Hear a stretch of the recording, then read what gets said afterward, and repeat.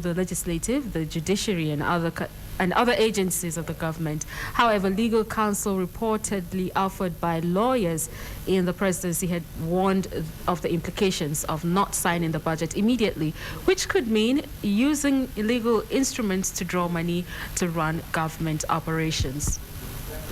Okay, so there were hopes as at last week, Wednesday, that he was going to sign this. However, news came out that no, it wasn't going to happen until this week.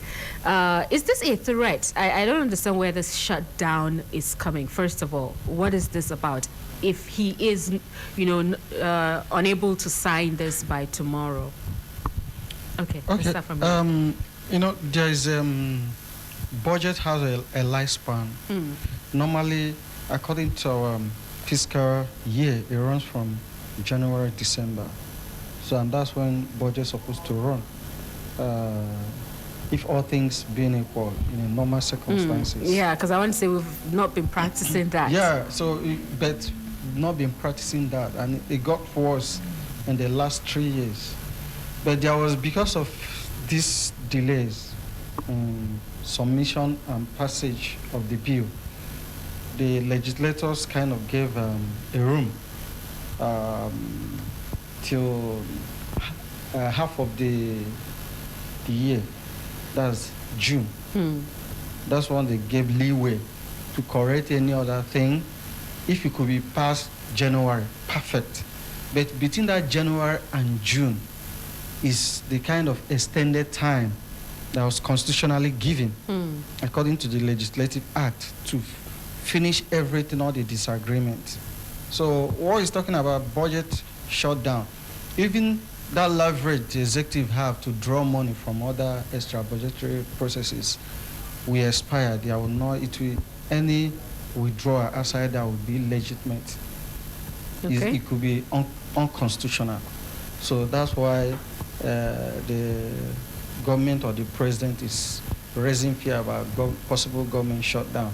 The term is not popular in this climate. We used to hear it in US, the government shutdown, especially when there's disagreement between the executive and legislature on some budgetary. This is not peculiar to Nigeria. Okay. There was a time Trump, he wanted to construct the wall, and the Democrat opposed it. That's the war with this thing.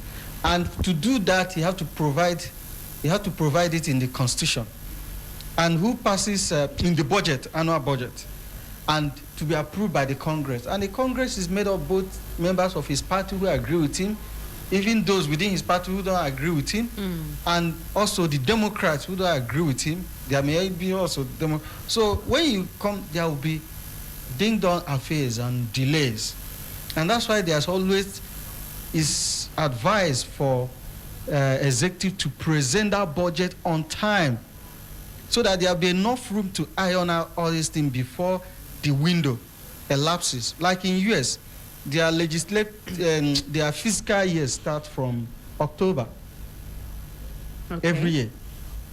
But you expected to pass some budget by the first Monday of January or first Monday of February unfailingly, meaning there's a 10-month gap for executive and legislature to iron out their differences. But check this one, it was submitted almost December. And they passed it, is it May? That means they actually tried to do that despite all the differences, because that should be like 5 months gap. That's why I'm trying to say, don't blame the legislature. Let's even start from the root. All of them have their blames. So the executive was to have presented the proposal earlier. When? Okay, earlier than they November. promised October. Even to me, that October is even a little bit late. But if assuming they if we wanted to maintain the January-December calendar, at what point do we expect? I think by June it should be passed. By June. That's like the proposal to be passed. The proposal, yes, that gives 6 months gap. Okay. Even by June is even late. At least by February, March, they pass the budget for next year. So that between that, they have like 10 months or 9 months gap to iron out, because the National Assembly will not just rush. No, this is budget for all Nigeria, every constituency. They need to question. This is what they're elected to. You can't just railroad pass and they will just agree.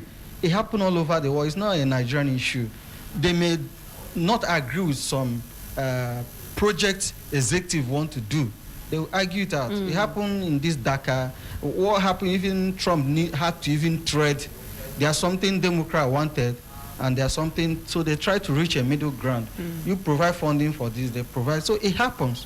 Now, as it is, another thing here in this particular report is the fact that a particular reliable source did say that the president frowned at the 500 billion naira increment. It was supposed to be 8.6 trillion naira according to the proposal, but now it has come to 9.1 trillion. Now, when they transmitted this to him, or at least when we got the news that there's been an increment of 500, they did say that it was with the knowledge of the executive. But if this particular information were to be true, what does this mean? Okay, you see, we actually have a problem in this country when it comes to budget. That particular 500 billion may likely come from the budget of the National Assembly, because the National Assembly does not submit its budget to the executive.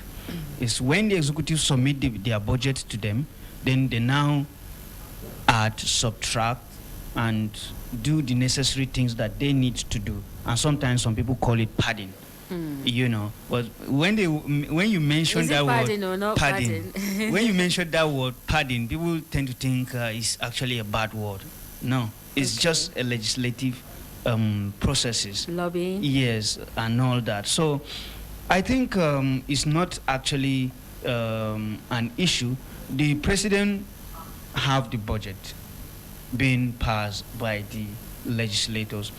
He's supposed to go through it page by page and see whatever the increment is, whether it is justifiable or not justifiable, you know. But that is by the way.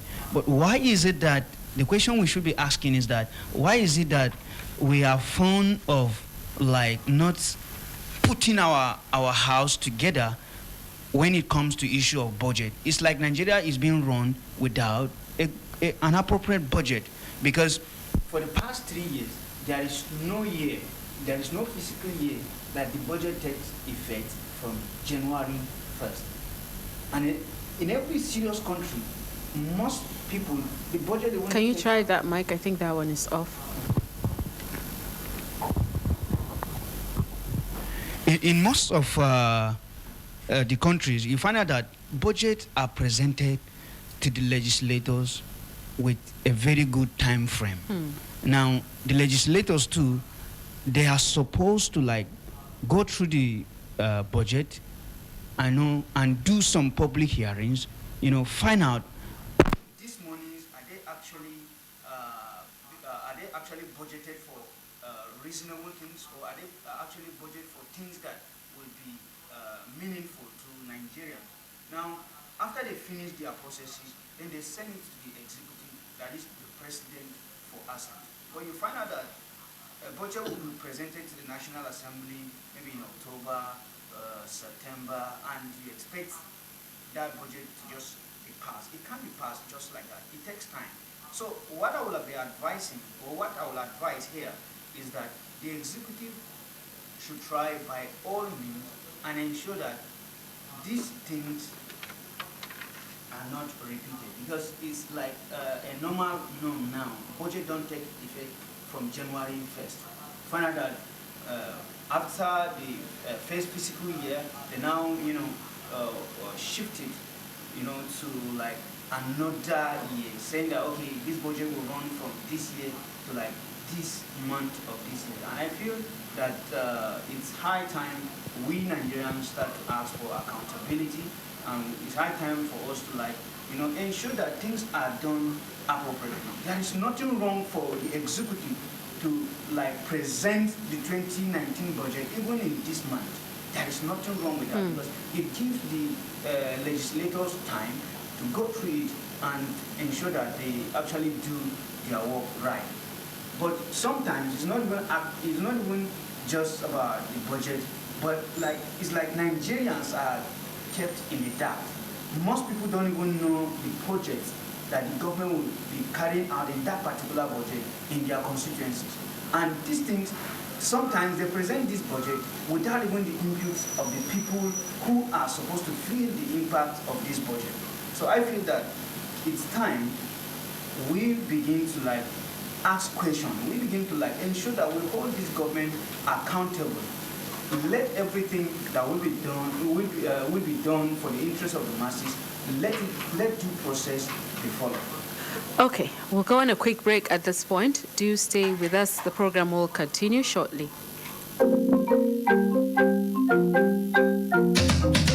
Anywhere you go, wherever you are, we are your family. Human Rights Radio 101.1, redefining broadcasting. This is to inform the general public that the activities of scavengers, also known as Babambola, is prohibited within the Federal Capital City. Their activities are henceforth restricted to the area councils. Residents of the Federal Capital City are advised to be vigilant and report any suspicious activities to law enforcement agencies. Together, we can make Abuja the city of our dreams. èyí ni láti kéde pé ojúṣe àwọn ìṣàgolo sapáànù tí a mọ̀ sí Babambola ti dókun nílùú Àbújá àti ìjọba àbílẹ̀ mẹ́fẹ̀ẹ̀fà bí ọwọ́ sìnkú àwọn agbófinró bá wá bá ẹnikẹ́ni nínú wọn yóò fi ojú ba ilé ẹjọ́ o. ẹ̀yin olùgbé Àbújá ẹ yára tètè tẹ́tí lẹ́kọ̀ọ́ tẹ́ bá rí ẹnikẹ́ni tí ń yọ́lẹ̀ ẹ̀dà tí kò tẹ̀lé òfin tó sì ń ṣàgolo tí ń sapáànù ẹ tètè fi tó àwọn agbófinró létí. àjọṣe wa ni o láti mú kí olú ìlú yìí dùn ún wò kí ó sì dùn ún gbé pẹ̀lú ìrọ̀rùn. ìkéde yìí wá láti iléeṣẹ́ ìjọba olú ìlú yìí ìyẹn Federal Capital Territory Administration.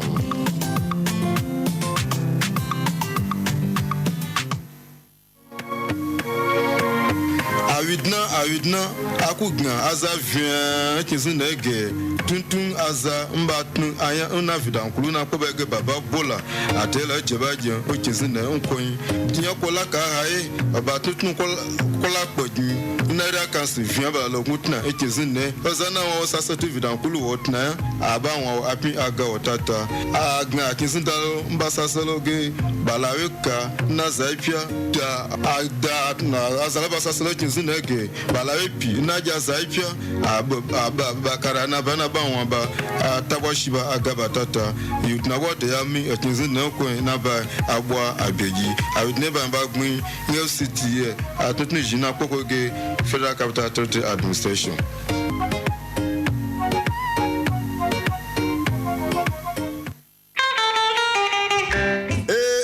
ebidola a na-adọ ọhaneze aka na ntị ka ha gbochie ma kwụsị akparamagwa ga-ebute mmiri ọdụdọ na mbuze dịka iwufu ahịhịa n'ime mmiri na-asọ asọ ya na ịtụnye ihe n'ime gota. a na-emekwa ka ị mara na iwu ụlọ n'ebe na-ekwesịghị dịka ụzọ mmiri nwere ike ịkpata ịtụfu ndụ ndị mmadụ n'efu ya na ihe nweta ndị mmadụ ịla n'iyi mee ihe kwesịrị dị mma. ọ bụ Federal Capital Territory Administration FCTA na-ezitara gị ozi a.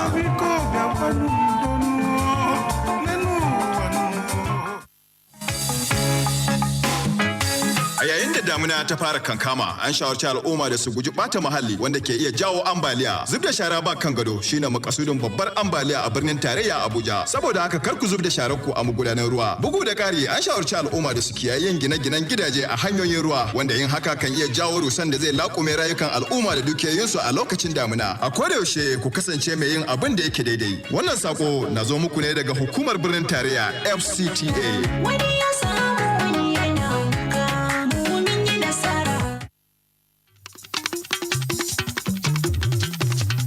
ti mọ̀ wípé àsìkò òjò la wà, èyí ni láti sọ fún gbogbo ènìyàn láti yàgò fún ìwà ìdọ̀tí, dídà ìdọ̀tí síbi tí ò bójúmu tí ó lè fa omíyalé, àgbàrá ya ṣọ́ọ̀bù. Dídà ìdọ̀tí síbi tí ò bójúmu tàbí òpópónà sì jẹ́ ohun kan gbòógì tí ó ń ṣokùnfà omíyalé, àgbàrá ya ṣọ́ọ̀bù ní ìlú Àbújá. Ẹ má ṣe da ìdọ̀tí sínú gọ́tà tàbí ọ̀nà tí ìjọba ti pèsè sílẹ̀ fún omi láti gbà kọjá. A tún fi àsìkò yìí sọ fún gbogbo olùgbé FCT Àbújá láti rí dájú wípé wọn ò kọ́ ilé sí ọ̀nà tí omi ń gbà kọjá. Èyí lè ṣe okùnfà pípàdánù ọ̀gọ̀rọ̀ ẹ̀mí tàbí pípàdánù ohun ìní ní àsìkò òjò. Ẹ ṣe ohun tó tọ́. Ìkéde yìí wá láti àjọ FCTA, Federal Capital Territory Administration.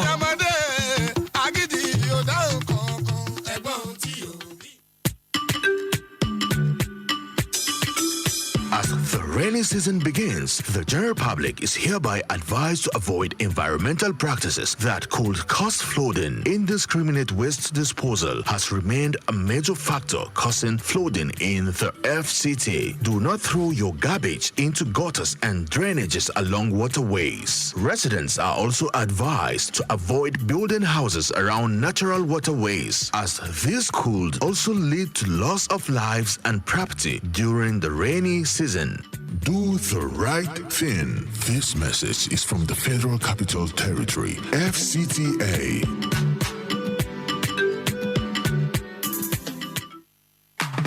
Ana sanar da dukkanin al'ummar birnin tarayya Abuja da ku kasance masu bin dokoki sau da kafa, musamman ma ta fuskar dokokin hanyoyi da na kafa guraren kwana ba bisa ka'ida ba a birnin tarayya Abuja. A kuma sani cewa har yanzu dokan nan ta hana amfani da tsofaffin motoci a matsayin taxi, haka zalika kananan motocin bus da kwasta, tare da hana sana'ar acaba a cikin birnin tarayya Abuja. A kuma tabbatar da cewa an bi dokar sana'ar acaba a guraren da doka ta amince, tare da tabbatar da bin dokar hana karuwanci da yawon banza a birnin tarayya da sauran laifuka kamar tu'amali da miyagun kwayoyi, kafa tashoshin motoci ba bisa ka'ida ba, da dai sauran laifuka iri daban-daban. Hakika duk wanda aka kama ya karya doka za a hukunta shi. Mu haɗa hannu domin gina birnin tarayya Abuja a matsayin abin alfaharinmu. Eji ohere a echetara ndị bi isi obodo anyị bụ Abuja mkpa ọ dị idobe iwu tụmadị ka o si gbasata okporo ụzọ n'ebe obibi na-ezighị ezi. Biko mara na enyela otu task force nke minista hibere ikike ịhụ na iwu nke mechibidoro adịgboroja ụgbọala ọbụla eji arachapịọm pụtara ihe. Ha ga-ahụkwa na akwụsịrị kpamkpam iji ọgbatumtum maọbụ ị na-aga ebugharị ndị mmadụ n'isi obodo anyị bụ Abuja. Otu a ga-ahụkwa na ha gbochiri ndị keke ma mawapụtakwara ha ebe ha ga na-agba na mpaghara isi obodo anyị. Ha ga-ekpochapụkwa ndị akwụna na ụmụ mmekpa ahụ ndị ọzọ dịka ịtụ mgbere mmadụ, ire ọgwụ ike nakwa iwepụ ma kulie ebe obibi ọbụla na-ezighị ezi. Otu a ga-ahụ na ewepụrụ ọdụ ụgbọala na-ekwesịghị ekwesị n'isi obodo anyị. Biko ka anyị jikọọ n'aka ọnụ wulite FCT ka ọ dị ka anyị si chọọ ya. Ndị aka ga-akpara dara iwu ndị a ga-eji anya ha hụ ntị ha, bụrụ ezi nwa amaala, dobe iwu ala anyị. Aha! Kéku ilé ó gbọ́ kó yá àwísùn tó ko. Kádùn ó gbọ́ kóró fóò bẹ̀ pé ìjọba olú ìlú yìí fi àsìkò ìran gbogbo olùgbé ìlú yìí ní etí o pé ìjọba kò fi àyè gba àwọn ọkọ̀ tí kò dára, kẹ̀kẹ́ nàpẹ́ẹ̀bù, ọ̀kadà alùpùpù àti àwọn ọmọbìnrin tí ń ṣiṣẹ́ ìgbélépawó, ìyẹn àwọn aṣẹ́wó nínú ìlú Àbújá o.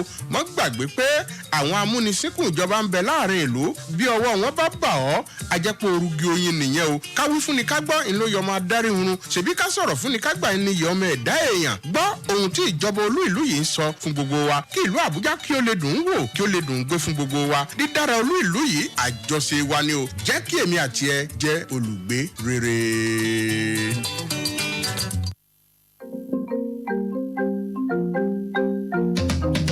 Anywhere you go, wherever you are, we are your family. Human Rights Radio 101.1, redefining broadcasting. As the fourth estate of the realm, the media stands as the watchman of the nation.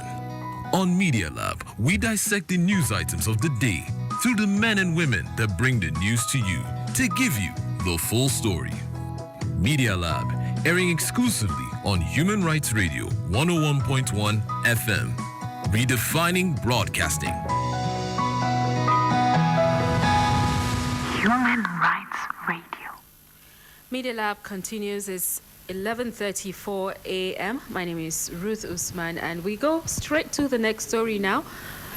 No fewer than 32 persons were killed, while 84 others were injured when 6 suicide bombers detonated improvised explosive devices in Damboa local government area in Borno State on Saturday. Politics NGR gathered that some locals alleged that the deaths arose from a misfiring by the Nigerian Army's artillery, but the Army denied the claim. Malam Buba Shatima, a witness, said that 2 separate bomb blasts occurred in Shuari and Abachari at about 8:30 p.m. And in some other quarters, I mean, even, so many things about the security, at that particular point was a big question, but, well, we're not eyewitnesses, but this is the reports we're getting. And let's hear from you, really. Okay. There are conflicting reports there. Like you say, we are not eyewitness, but we have to go with, for now, the official sources that it was a bomb blast. And when I had, very unfortunate, and may the soul of those that die rest in peace. There was a statement by the Nigerian military over the weekend about the war is almost over, the communities are safe, that the IDPs are now free and safe to go back home. Wow. They even celebrated the return of 2,000 IDPs back to their home in Guzumala, Gudumala. There's one name, LGA. So they celebrated Salah with them. And I think this is like a response to that. If you notice, anytime government or military try to make announcement that seems to suggest progress, there will be a response that seems to suggest that we're still here. We are still here. You are lying. You are not saying the truth. But we are not going to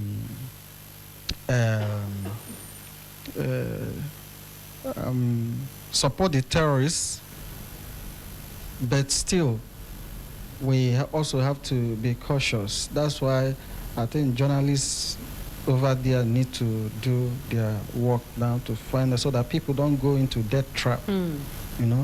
Yes, people are eager to return home, but they must make sure that they don't go back and to meet their death after suffering. So if I understand what you're saying, you're not likely going with the, will I call it an allegation, or the idea that it might have been a mistake on the part of the army? Like I said, for now, I want to go with official sources, because that's the one we can hold responsible. Okay. You made this statement. Even if you find out to be false later, we can hold.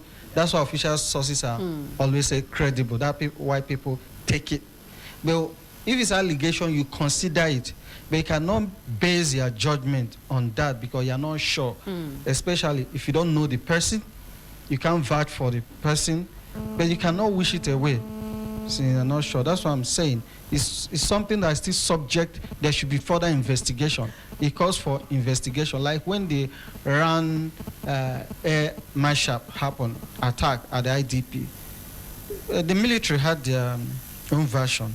There was so there had to be investigation. So what will happen now is there have to be investigation to verify. I mean, even for the figures, it's still conflicting. Some are saying, at least I think I read in a place where the police is saying it's 20 people that were killed and about 48 injured. But now, from what we're reading here, about 84. And some of these things after effects. Yeah, figures, that one is normal. There will always be conflicting figures. Depending on the sources. Yeah, like sometimes when this happen, NEMA gives their own, that are the first, they give their own police also give. And what happened there, that time is happening, it happened. They give you the figures. At that particular point. At that particular point, Yeah. because story has to be. So they continue updating. Sometimes people who send out, who publish may not know that the figures have been updated, or the authorities have not reconciled. Like sometimes you're taking some injured to the hospital, they may die along the way. True. Or die in the hospital, or they are the dead you didn't know or counted when. Yeah. So that's why Will be when uncovered. this kind of thing happens, and there are multiple sources of information, you are bound to get multiple figures as it is. Another thing is, once things like this happen, people are looking for who to blame, who to hold responsible. Maybe not necessarily just to blame, but someone has to be responsible for this. So we know that there have been a huge number of security agents that have been deployed to Borno State in particular, because I mean, we know that during this period, things like this are likely to happen. So we were hoping that at least we would not have had any reason to talk about this thing happening, but it happened. So who do we hold responsible at this point? Well, you see, terrorists are just terrorists. You know, they like doing things that people will know, or the authority will know that yes, they are also strong. So And, would you say perhaps it may have been necessitated by what he said, a declaration by the army over the weekend? Could that have influenced Of it? course, there are elements of that, because that's why I always say that the fight against terrorism have to be holistic. Now, holistic in the sense that you, as an authority, you don't go on propaganda trying to get publicity that, oh, you are winning the war, or oh, we have this part surrendering, or we have totally eliminated this part and all that. When you say that, terrorists will try to prove to the world that yes, they have grounds. That was what that was the statement I was trying to make. You know, the most important thing for the Nigerian military is that we should ensure that our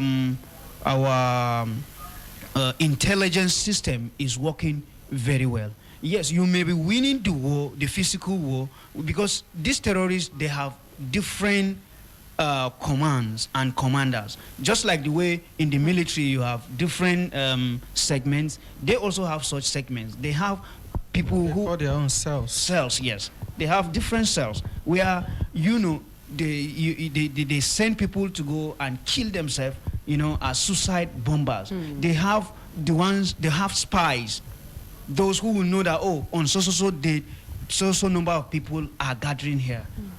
So let's plan and strike. They have the fighters, those who, you know, will just go to a community and start killing people just like that. So as a country, or as a security agency, the military should ensure that all these things, you know, are covered in their intelligence unit. Because from the look of things, it's like the military themselves, they are not sharing intelligence reports. Because if they are sharing intelligence reports, we know that both the military and the paramilitary, they are everywhere, and most of them get their information correctly. But most of the times, because they don't share this information with other agencies, that is where the lapses comes from. But we always have a joint task force in these areas, especially. Yes, they have limitations. That's what I'm saying. Because this joint task force too, they have a particular unit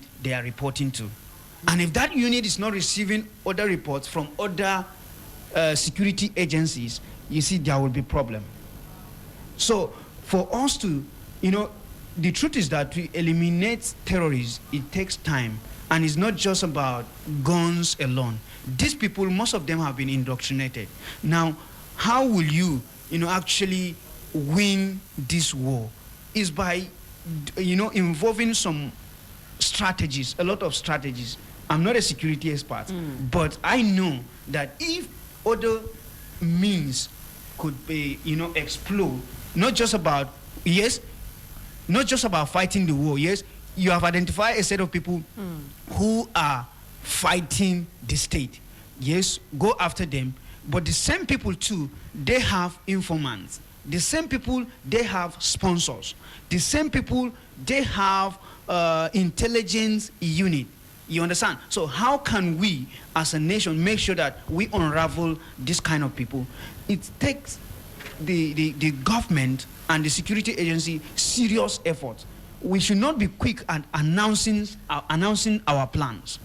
Sometimes you hear, okay, we are going to launch an attack, or we are going to launch this exercise here and there. You know, there have been several exercises that the Nigerian Army or the Nigerian Air Force or the Nigerian Navy have been launched, and they could name them based on the areas, you know, they want to. Like currently they have what is Operation Last Hold. Yeah. Operation Last Hold is to focus on the northern part of Borno, where they still have pockets of this Boko Haram, especially in the Lake Chad region, because of the topography of that area. So, and they said that after this operation, in fact, the operation is to finally seal the fate of Boko Haram, that after that, the IDPs should be ready to return home.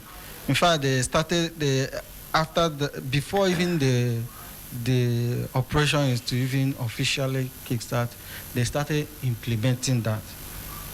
With what I told you, the IDPs started encouraging the IDPs to... The Chief of Army Staff actually said that on Saturday, yes, that on the Saturday. IDPs are free to go back to some of the communities that is safe. Yes. Which is patriotic. I'm sure he's trying to motivate, but this is a different kind of conflict. It's not like a conventional warfare where you have the enemies defined, the territory are defined, they are conventional fighters, they wear uniform, they are pursuing a territory, and you're able to dislodge them from that territory. And these are terrorists who don't wear uniform. So they can easily infiltrate. Yes, they easily infiltrate. They may even be part of the IDPs you are sending. They may even be among the security agencies. They may be even with all the systems. So it's all about creating a balance, because I see them being in a place where they want to give the citizenry hope. Hope, yes. No, their intentions are genuine. Yeah. But you have to be cautious. Like that balance you're talking about. Like he said, they don't have to be in a hurry to always announce for some political expedience so that it can be counted as one of the achievements of the current or former administration. No, this is people you are talking about. Don't be in a hurry. The end point is to ensure that people are safe. Because by the time people go home and they are this kind of thing, they've already rubbish. They try to rubbish because they fear. Because the people have to have the confidence that when they go home, they are safe. So next time, even when you come and you say you can go back, they will doubt it. That's the thing. They will just remember the last time they tried it. But we have to be resilient for people, for Nigerians, so that the terrorists will win. I know the military are trying to help. They are working for the citizen, but they are not infallible. They can make mistakes, and we are also here to help them. So see how this thing should be done to save, don't be in a rush, don't be in a hurry, giving deadline upon deadline that have every time terrorists come and rubbish that deadline. It creates credibility issue, it creates trust issue. There was a time, I want to cite an example for the U.S. Army, for example. There was a day I was at home, I was just working from home, and the U.S. government announced that we are going to launch an attack on ISIS. And that announcement was like the attack has already been launched before the announcement. Yes, because when they made the announcement, I received the alert from New York Times, and before you know it, Al Jazeera was already reporting with pictures. Images, with images, how the attack has already been launched, So and you see, they did the deed before talking about it. It's a security issue. you finish your plans, and when you are like launching the attack, the terrorists will be carried unaware. And you see from there you have recorded successes, in most of times you will see statements that okay, they are launching this attack on so day, they are launching this or they are doing this. I mean, it's just like we'll say a thief will not give you a call and say, I'll be coming to your house so day and time and all of that. The number of people that will come, you know. So likewise, you can't just say you're doing this and, you know, they will just sit back and wait. Except if the thief, like they did. Of course, it's those die hard. They're so powerful that they know they've already weighed this thing that. That one, even after the call, you yourself, you know that you just surrender. Yeah, so if is the thief is telling someone, you know, that can harm you, they are equally prepared, and you're telling the person you are coming, then we wait for the thief. Wow. So in this case, you are dealing with an enemy that is also prepared. You know, either they withdraw from the place because they already or they stay prepared. They stay prepared, or they run to, you know, evade you. So because by the time they read papers, they listen to radios, they re-strategize. They want to know what the military and intelligence are doing so that they can re-strategize. So that's how. Let's quickly open up the phone line. If you're following the conversation, it's Media Lab on Human Rights Radio 101.1 FM, 08033221149. Hello. Good morning. Yeah, good morning. Welcome. What's your name? All right, my name is Emmanuel Ekwa. Okay, Emmanuel, we're listening. Yeah. Please, I have a complaint. Okay, you will have to come to our station close to Games Village. Okay. And ask to see the receptionist so you can drop your complaint. Okay. All right, thank you. All right, thank you very much. It's Media Lab, so please follow the conversation so you can call in and react to any of the stories that we have talked about. We are looking at some of the stories making headlines this time. So call the number 08033221149. Hello? Please turn off your radio. Hello? Hello, good afternoon. Good morning to you. Oh, good morning, please. My name is Tunde. Okay, Tunde, I'm listening. I've been following the program. You see, I think we Nigerians are to blame on this issue of information leakage. Okay. Now, most times you will hear people complaining. What is the government doing about this issue? The government is not saying anything. I'm sure even the discussions we have in the studio here, they are guests on other programs where you see them complaining of government not paying attention, not responding. Now government is responding. You are getting to hear one or two antics they want to adopt, and you are saying information are being leaked before actions are taken.